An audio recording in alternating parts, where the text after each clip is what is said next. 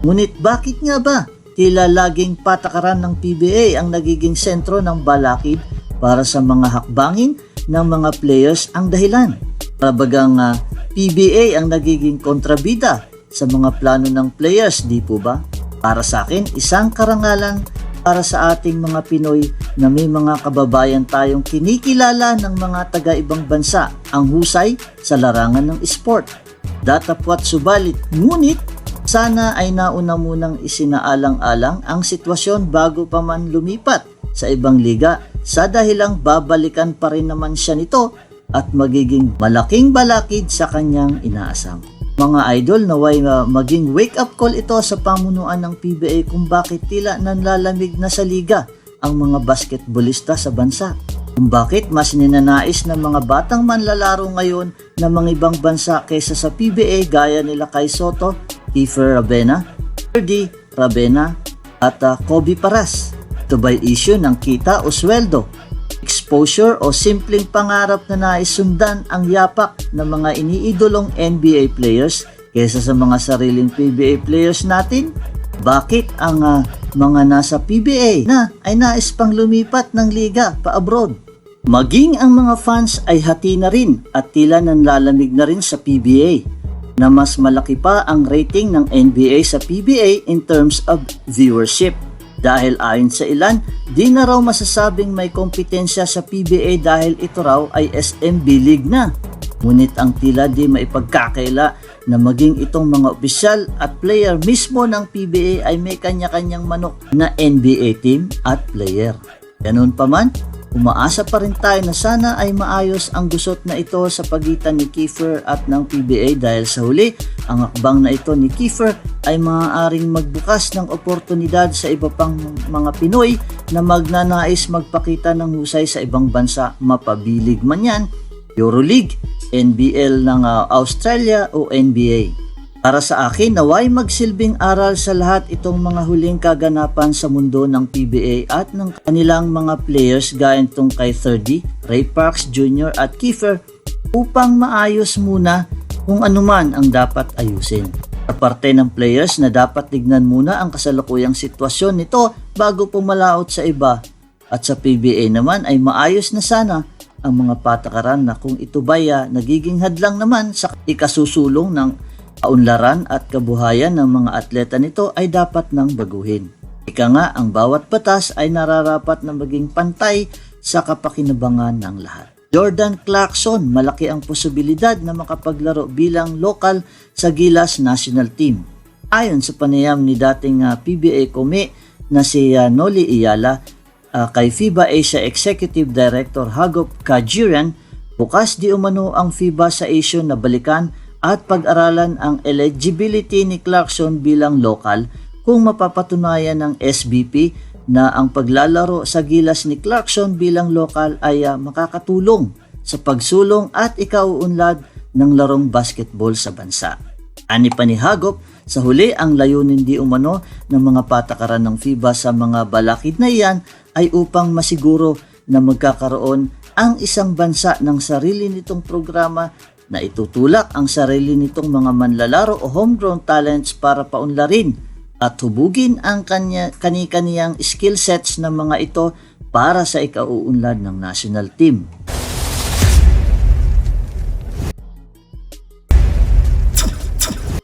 Ang aming exclusive interview with the man at the helm of FIBA Asia. Walang iba kundi ang Executive Director ng FIBA Asia.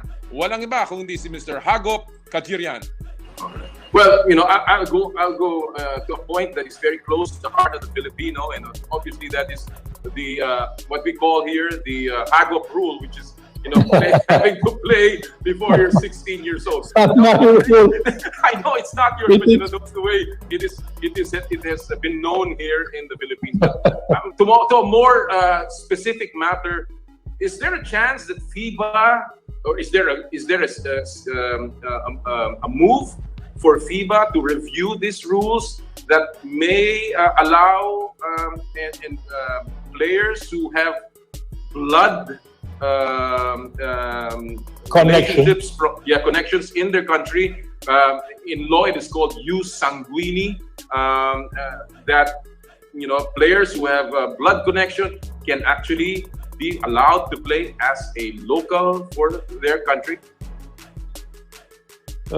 We are open for change of rules if the proposals or the logic of presented proposals can help developing basketball worldwide.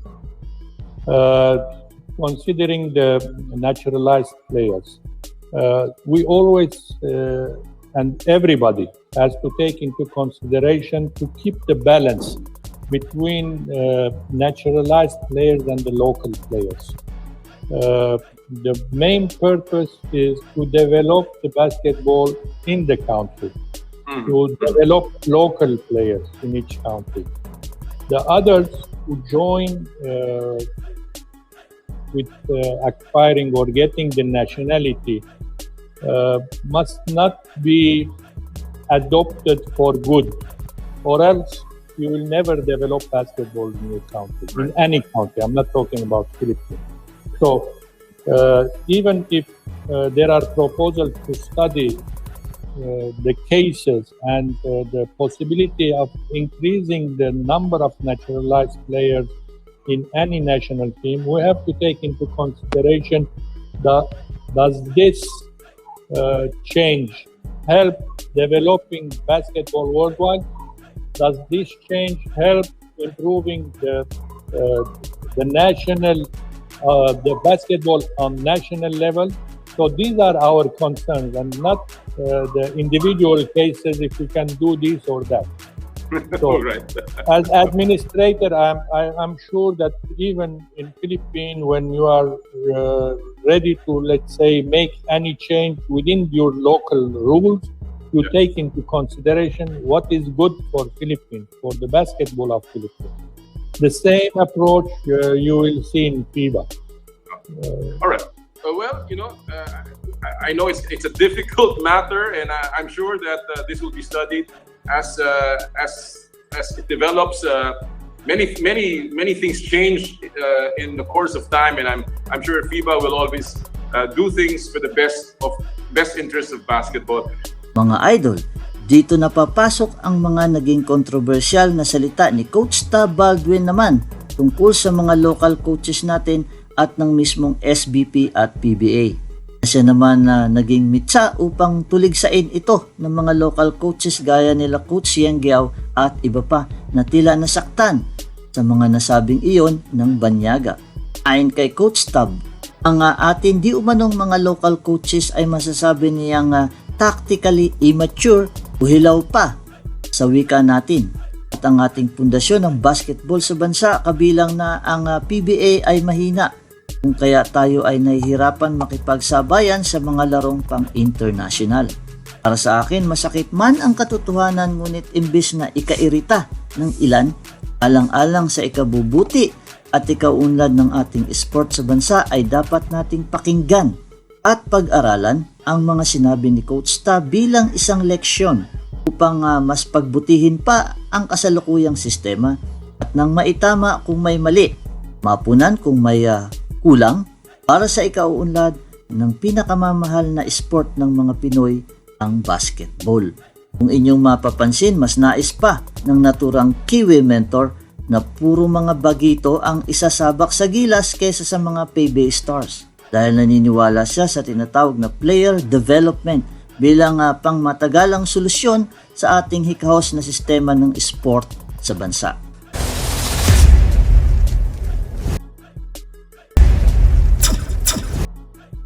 Coach Tab, actually, I mean, I could go on all day asking you these questions, but my first question would be, what are some similarities and differences between Philippine basketball to other places that you've coached at, both in terms of play style and in terms of coaching?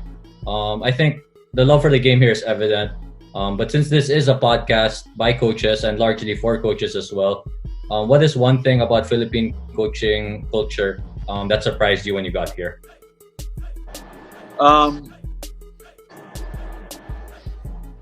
I think the thing that probably surprised me the most is also the thing that annoys me the most. And I don't think that it is absolutely our coach's fault, which means it's correctable. And I don't even think it's the hierarchy of coaches, which I think bears some responsibility for what I'm going to say, but not entirely. So the biggest thing that annoys me, and I think the biggest surprise to me, was the tactical immaturity of Philippine basketball coaches. And so what do I mean by that? I mean that they are significantly unaware of the tactical advancements and the systemic advancements of coaching systems coming out of Europe in particular, which, you know, are built on the backs of player development. And so our player development here is immature, and our appreciation for tactical advancement and tactical systems is immature. Now, let me explain to you why I think that isn't necessarily the coach's fault. Coaches apostrophe at the end of the S. So as a industry here, we have one major flaw in the basketball landscape of the Philippines, and it's a regulatory flaw.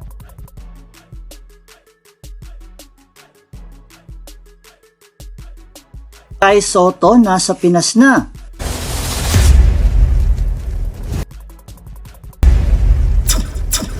Mga idol, mabalik naman po tayo sa ating pambato na si Kay Sotto. Tuloy di umano ang ensayo nito sa kabila ng quarantine nito sa tinutuluyang hotel. Kung siya man ay makapaglalaro sa third window ng FIBA Asia Cup 2021 qualifiers, ay malalaman natin sa darating na ika-16 o 16 at 20 nitong Hunyo, kung saan ay makakaharap muli ng ating Gilas national team ang karibal na Korean national team na gaganapin sa Angeles City, Pampanga. Samantalang sa ika-18 o 18 naman nito ring Hunyo ay makakatapat naman ng ating Gilas ang Lester Prosper powered na Indonesian national team. Mga idol, di man makahabol si Kay Sotto sa huling window, ay panigurado naman na ito'y makakalaro sa paparating din namang Olympic Qualifying Tournament o OQT. Nagaganapin naman sa Belgrade, Serbia sa darating na ika-29 nitong buwan ding kasalukuyan at naka-schedule mula June 29 hanggang ika-4 ng Hulyo. Dito ay makakatapat ng ating Gilas national team ang powerhouse na Serbian national team na binubuo di umano ng mga NBA players, kabilang na si Nikola Jokic ng Denver Nuggets sa ika-30 naman nitong Hunyo. Ano man ang mangyari, ang tiyak lamang ay ang kapanapanabik na eksena para sa ating mga basketball fans ay ang mga bago nating inaasahan. Ang mga umuusbong at dumarami nating mga pambato na masasabing homegrown talents para sa international arena, gaya nitong Ravena Brothers sa Japan B-League, si Kobe Paras at Bobby Parks Jr. na nagnanais ring maglaro sa abroad, at itong pa-Australia na si Kay Sotto sa NBL at iba pa. Sa huli, ang kaabang-abang na magiging final lineup ng ating Gilas national team para sa lalakwaan nitong magkasunod na FIBA events. Kaya ngayon may rason upang mapangiti tayong mga Pinoy basketball fans, sapagkat may bagong pag-asa tungo sa isang matatag na Gilas national team sa darating na panahon. Hanggang dito na muna po tayo mga idol. Kung may mga saloobin kayo sa mga natalakay kong mga issue, ay huwag mahiya at ikomento lamang po yan sa ibaba. Salamat sa panunood at pagbisita sa ating munting channel. At sa mga bago at kasalukuyang subscriber po natin, salamat po sa inyong pagtitiwala. Yehey! Hanggang sa muli, bye-bye at God bless.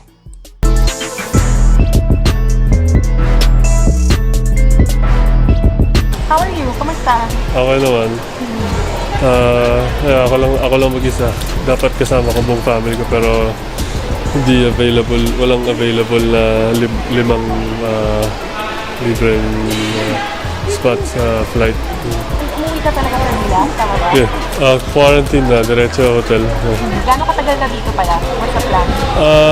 Hanggang After ng OQT. Hanggang after ng OPT. Yeah, tapos pupunta na akong Australia. Hindi ko alam kung sure ka makakahabol for flight kasi diba quarantine 14 days. So parang anong expectations mo sa OPT na makakasama?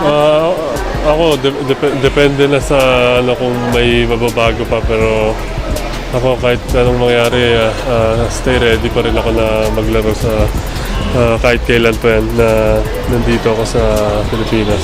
Ang una kang pumunta dito, that was in February, and then you started practicing in Gilas and you were happy. How are you looking forward to this, rejoining the national team and excited syempre na kasi yun nga, first time ko na makakalaro sa national team ng Pilipinas, kaya sobrang excited, and yun lang, di ako makapaghintay na makasama yung team. And then si Angelo Kouame ba, nakasama mo sa practices? Yeah. Nakalaro mo na? Ano, kamusta naturalize na si Angelo? Ako, sobrang happy ako na naturalize na si Ange, and happy ako for him kasi alam kong gusto na rin yun. Kaya, yun nga, excited ako na maka-share yung court na kasama siya. What do you want to tell the fans? Itong June na to, maraming basketball action for the Philippines and you. Sabi ko sa mga basketball fans ay tuloy ang suporta para sa team Pilipinas, dahil alam ko na lahat sa team ay nagsisikap and nag-work hard para maging to make everybody proud. Kaya tuloy-tuloy lang ang suporta. Alright.